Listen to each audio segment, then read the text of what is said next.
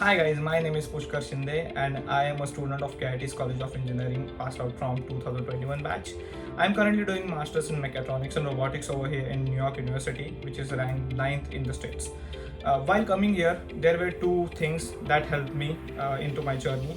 One of it was departmental activities and other was academic support. Talking in terms of departmental activities, I was a part of Mega ATV and Robotics Club, into which I was a core team member.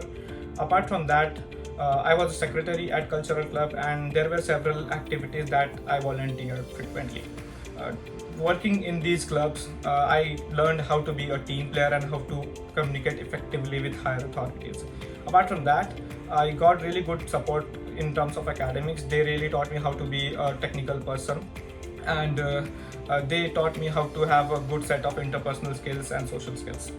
These curricular, co-curricular and extracurricular activities, the supporting staff and knowledgeable and highly skilled faculties, as well as advanced facilities led me explore myself as a roboticist in future, and KIT's College of Engineering provided me a really concrete foundation onto which I build my building of the career. Thank you so much.